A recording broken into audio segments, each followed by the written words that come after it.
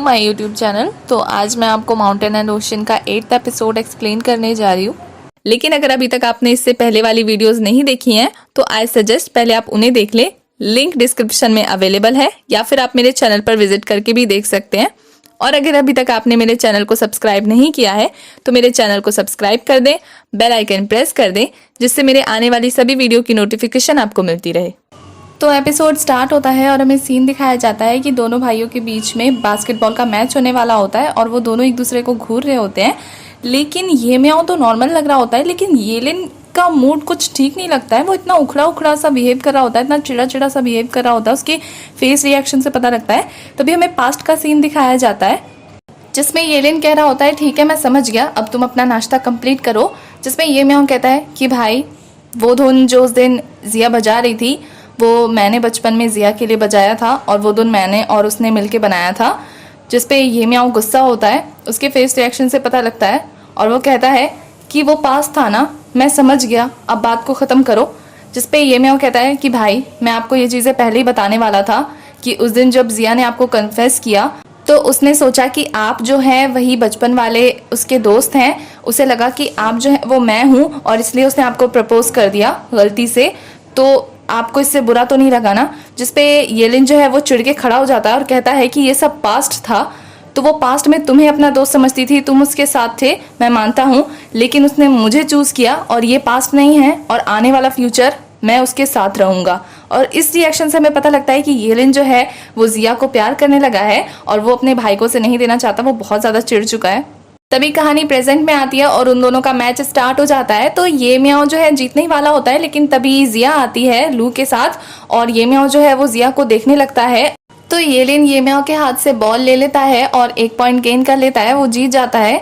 तो वो बॉल डालने के बाद ये म्याओ को देखता है तो वो नोटिस करता है कि ये म्याओ जो है वो जिया को देख रहा है और वो सैड हो जाता है। तभी हमारी जेनजेन जो है वो भी देख लेती है ये म्याओ को जिया को देखते हुए। तो वो कहती है कि एक राजकुमारी राजकुमारी ही होती है और वो अपने आसपास का आकर्षण ले ही लेती है। और जिया जो है वो ये म्याओ को देखकर अनकंफर्टेबल हो जाती है उसको देखते हुए देखकर, और वो जो है लू को वहाँ से ले जाती है। लेकिन लू जिद कर रही होती है वहाँ रुकने की, लेकिन वो उसे ज़बरदस्ती वहाँ से ले जाती है। तभी जेनजेन का सीन दिखाया जाता है कि सभी जो है वहाँ से चले गए होते हैं, लेकिन जेनजेन के पेट में इतना ज़्यादा दर्द हो रहा होता है भूख की वजह से कि वो वहीं बैठी होती है, जा नहीं रही होती है। तभी एक स्टाफ आके उसे वहाँ से जाने के लिए कहता है और वो कूड़ा कलेक्ट करके लेके जा रहा होता है। तभी वहाँ पे उसका एक क्लासमेट आता है जो बचे हुए ब्रेड्स फेंकने के लिए ले जा रहा होता है। तो जेनजेन की नज़र उस पर पड़ती है तो वो जाती है बहाने से उससे लेने के लिए और कहती है कि हम क्लासमेट है ना, तो मैं तुम्हारी हेल्प करना चाहती हूँ, तो क्या मैं इसे तुम्हारी फेंकने में मदद कर सकती हूँ। जिसपे वो क्लासमेट कहता है हाँ हम तो क्लासमेट है, क्या तुम्हें पता है कि तुम्हें मेरा नाम भी याद है, तुम सिर्फ हमें क्लासमेट क्लासमेट करती हो और अब तुम्हें ये बचे हुए ब्रेड दिख रहे हैं तो तुम इन्हें लेने के लिए सिर्फ अपना फ़ायदा देख रही हो, तुम बहुत ज़्यादा सेल्फिश हो। और तभी हमें पास्ट का सीन दिखाया जाता है। तो पास्ट में दिखाया जाता है कि क्लास में सभी के जाने के बाद वो लड़का जेनजेन को रोकता है और उसे बाकी बचे हुए मास्क देने लगता है। तो जेनजेन कहती है तुमने क्या मुझे कचरे का डब्बा समझा हुआ है कि तुमने दवाई जो है वो जिया को दी है, लेकिन अब तुम्हारे पास मास्क यूज़ करने के लिए कुछ नहीं है, तो तुम ये बचे हुए मास्क मुझे दे रहे हो ताकि मुझसे कोई और इन्फेक्शन ना हो जाए। तो तुम्हें ऐसा लगता है कि मेरी बीमारी नहीं है बल्कि इन्फेक्टेड है और जिया की बीमारी है, इसलिए तुम उसे मेडिसिन दे रहे हो, तुम इतना पागल समझते हो मुझे। और उसे खरी खोटी सुना के उसके ऊपर मास्क फेंक के वहाँ से चली जाती है। तभी कहानी प्रेजेंट में आती है और वही क्लासमेट उसे कहता है कि तुमने उस दिन कहा था कि तुम कचरे का डब्बा नहीं हो, तो आज क्या है, ये सब बचे हुए ब्रेड जो तुम मुझसे मांग रही हो तो तुम ये लेना चाहती हो ना, और ये तो मैं फेंकने जा रहा हूँ तो ये तो कूड़ेदान में जाएगा। इट मीन्स कि तुम खुद को कूड़ादान कह रही हो, तो लो ले जाओ इन्हें। और वो बोल के ना उसे पुश करने लगता है कि ले लो जितना लेना है इसमें से। तभी ये म्याओ आता है तो ये म्याओ से पूछता है कि जियान तुम क्या कर रहे हो ये, और ये सारे ब्रेड की चीज़ें क्या करोगे। तो वो कहता है कि ये स्टाफ ने कहा है कि ये बेकार हो गए हैं और इन्हें फेंकना है। इसमें ये म्याओ कहता है तो फेंकने के लिए इसे कहाँ जाना होगा फेंकने के लिए। तो वो कहता है कि कूड़ेदान में फेंकने जाना है। और कहाँ। तो वो कहता है कि अच्छा मतलब इस चीज़ को उसकी सही जगह पहुंचाने के लिए तुम्हें कूड़ेदान में जाना होगा। तो फिर उसके बाद सीन दिखाया जाता है कि ये म्याओ और जिया बैठे होते हैं और वो लड़का ब्रेड खा रहा होता है। इट मीन्स कि ये म्याओ ने उसे बहुत मारा है और वो उससे ब्रेड खिलवा रहा है और वो कहता है कि अब कूड़ा जो है कूड़ेदान में पहुंच रहा है, तो जल्दी जल्दी इसको फिनिश करो ताकि मैं भी खाना खाने जा सकूं। जिसपे हमारी जेनजेन है वो कहती है कि रहने दो, से जाने दो, उसने जानबूझ के नहीं किया। तो ये म्याओ कहता है कि इसी ने कहा था। तो जिया उससे रिक्वेस्ट करती है तो वो उसे जाने देता है और वो लड़का डर के वहाँ से चला जाता है। तभी ये म्याओ जो है वो जेनजेन के पेट की आवाज़ सुनता है। उसे पता लग जाता है कि जेनजेन जो है वो भूखी है। तो वो जेनजेन से कहता है मुझे पता है कि तुम्हें भूख लगी है, चलो चलते हैं, पैसा मैं दे दूंगा। जिसपे जेनजेन है वो उसका हाथ छुड़ा के कहती है कि तुम्हें पहले से ही पता है ना मेरी सिचुएशन के बारे में, तभी तुम ऐसे रिएक्ट कर रहे हो ना। तुम्हें मेरे ऊपर दया दिखाने की जरूरत नहीं है, तुम्हें भी जिया के साथ मुझ पर हंसने की जरूरत है। मेरे ऊपर दया मुझे बिल्कुल भी पसंद नहीं है। जिसपे हमारा ये म्याओ कहता है कि तुम क्या खुद को सिंड्रेला समझती हो, या अपने ऊपर ये अत्याचार तुम्हें अच्छे लगते हैं, या बेचारी होने का नाटक करके तुम्हें मजा आता है। मेरे पास पैसे हैं, तुम्हें भूख लगी है और भूख लगने के बाद खाना खाया जाता है, मुझे सिर्फ इतना पता है, ज्यादा ड्रामा वर्क करने की जरूरत नहीं है, चलो मेरे साथ। वैसे तो वो सारी चीजें उसने प्यार से कही होती है और वो कहता है कि चलो मुझे भी बहुत तेज भूख लग रही है, अगर तुम्हें नहीं खाना है तो तुम मेरे साथ सिर्फ बैठ जाना, और वो उसे जबरदस्ती वहां से लेके चला जाता है। तभी हमें सीन दिखाया जाता है कि लू और जिया बहुत ही मस्ती करते हुए क्लास से निकलते हैं। तभी उसे सामने जिया को येलिन दिखता है जो बुक पढ़ रहा होता है कॉरिडोर में। तभी जिया जो है वो लू से कहती है क्या लू तुम पहले कैंटीन नहीं जा सकती हो, मुझे कुछ काम है। जिसपे लू कहती है कि वाह, मतलब दोस्ती से बढ़ के तुम्हें प्यार लग रहा है, बहुत अच्छी बात है, अभी तो तुम मेरे साथ इतनी मस्ती करी थी, अब तुम्हें अपना प्यार दिख गया तो तुम मुझे भूल गई। जिसपे जिया कहती है वो बारिश वाले दिन की बात भूल गई, तुम ही गई थी सबसे पहले चैनमो के पास मुझे छोड़ के, तब तुमने मेरी फिक्र नहीं की ना। तो लू को भी फाइनली याद आ गया होता है और वो आंखें चुराते हुए कहती है अरे मुझे याद आया, मुझे उससे मिलने जाना है और मुझे बहुत तेज भूख लगी है, इसलिए मैं कैंटीन जा रही हूँ, तुम आ जाना। और वो बाय बोल के वहां से चली जाती है और हमारी जो जिया है वो कूदते हुए पहुंच जाती है येलिन के पास, और येलिन भी उसे देख के इस बार स्माइल कर रहा होता है। उसके बाद सीन दिखाया जाता है कि ये म्याओ जो है वो जेनजेन के साथ पहुंच जाता है खाना लेने के लिए, और वो बहुत सारा ऑर्डर कर रहा होता है। तो जेनजेन उसे कहती है कि तुम इतना सारा ऑर्डर क्यों कर रहे हो, मैंने कहा ना कि मैं नहीं खाऊंगी। जिसपे हमारा ये म्याओ कहता है कि चुपचाप खा लो, मोटी नहीं हो जाओगी ज्यादा खाने से, और पैसे मैं दे रहा हूँ ना, मैं तुम्हारा दोस्त हूँ, अगर दोस्त समझती हो ना तो जल्दी से ले लो। तो जेनजेन भी उसकी बात मानकर खाना ले लेती है और फिर वो दोनों टेबल पे बैठे होते हैं। तो हमारा जो ये म्याओ है वो उसके सामने जानबूझ के ठूस ठूस के खा रहा होता है, मतलब उसको दिखा रहा होता है कि मैं कितना ज्यादा भूखा हूँ और मुझे सिर्फ खाने की पड़ी है। और फिर वो जेनजेन को कहता है कि तुम भी खाओ। तो जेनजेन पहले तो नहीं खा रही होती है, लेकिन वो ये म्याओ को इतना ठूस ठूस के इतने प्यार से खाते हुए देखते ना तो उसके मुंह से पानी गिरने लगता है, मतलब उसको भूख लग गई होती है बहुत ज्यादा, और वो भी बहुत ही मजे से खा रही होती है, वो भी ठूस ठूस के खाने लगती है। तो उसको इस तरह से खाते हुए देखकर हमारे ये म्याओ को बहुत ज्यादा अच्छा लगता है और वो उसे देखता है। फिर जब जेनजेन उसे देखने लगती है तो वो कहता है मुझे देखने की जरूरत नहीं, जल्दी जल्दी खाओ, और वो भी फिर से ठूस ठूस के खाने लगता है। ये म्याओ का कैरेक्टर मुझे यहाँ बहुत ज्यादा अच्छा लगा, मतलब इतना ज्यादा हेल्पिंग है, इतना ज्यादा केयरिंग है, आई लव इट।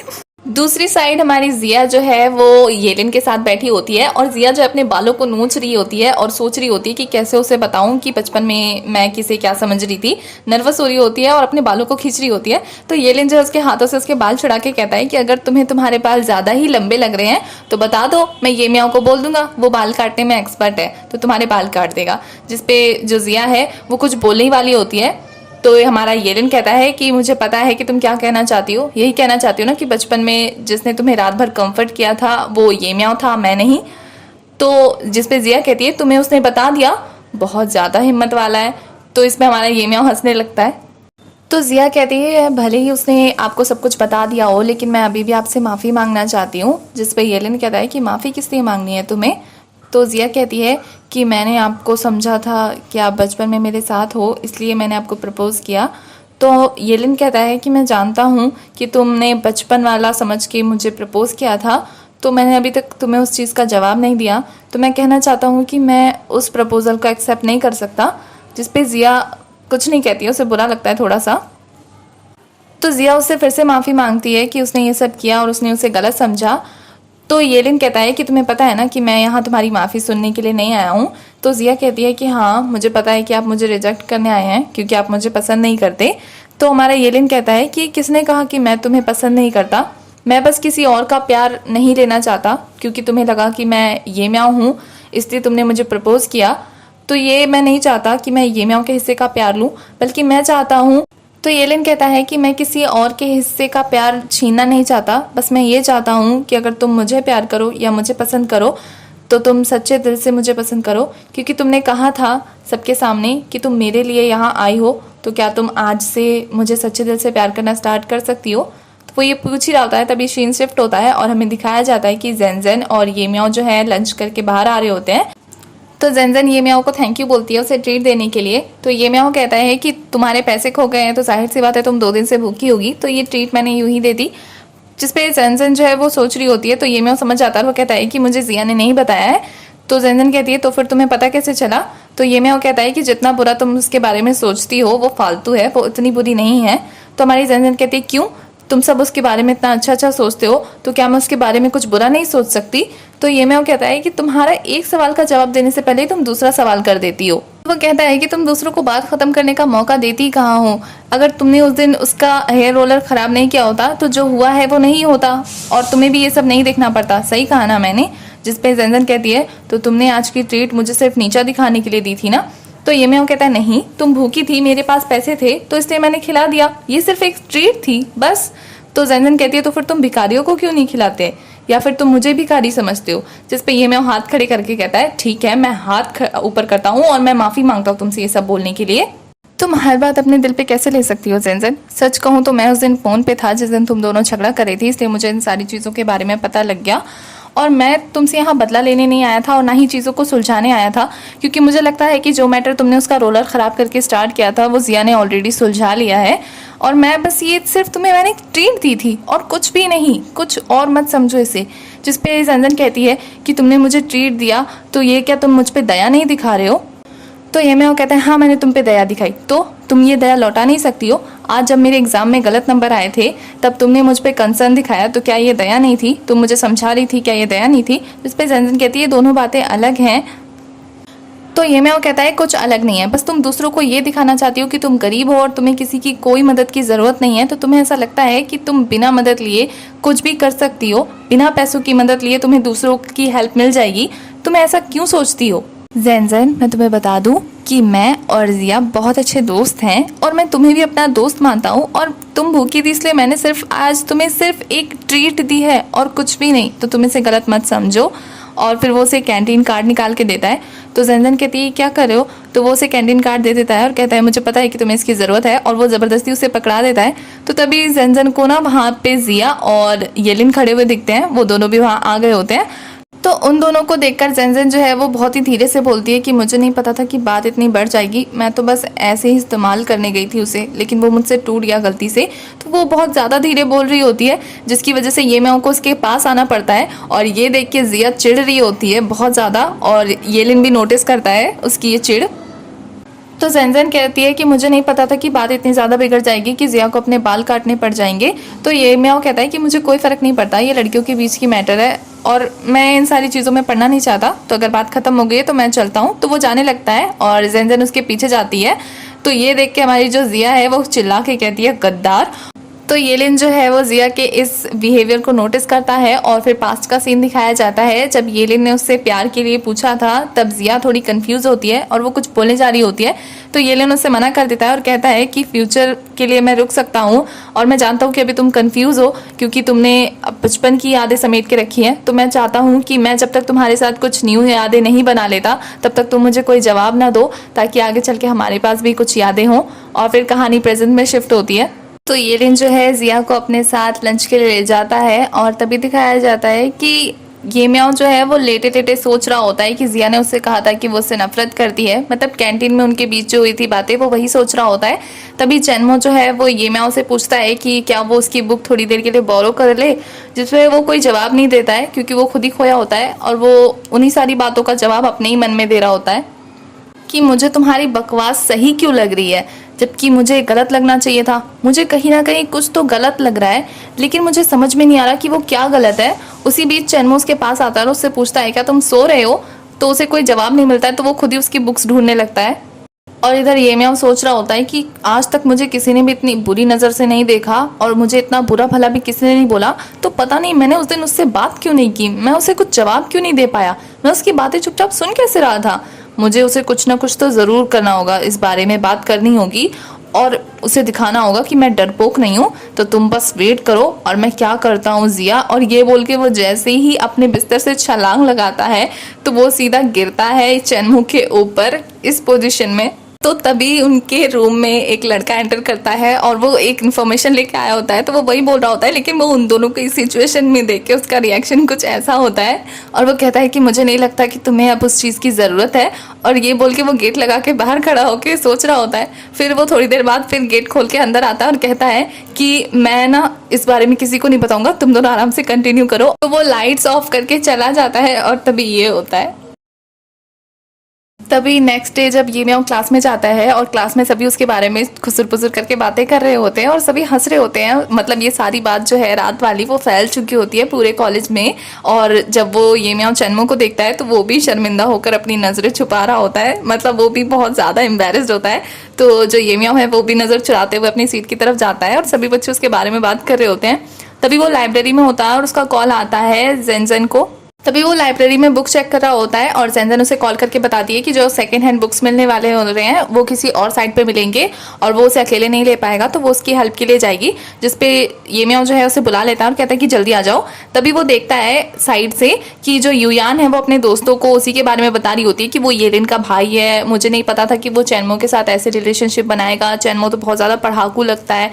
तो वो ऐसी बातें कर ही रही होती है। तो ये म्याऊ सुन रहा होता है कि वो उसे जवाब देने के लिए जाने वाला होता है। तभी वो देखता है कि जिया गई होती है युयान के पास और उसको कहती है कि दी आपके चेहरे पे इतने सारे डार्क स्पॉट्स कैसे।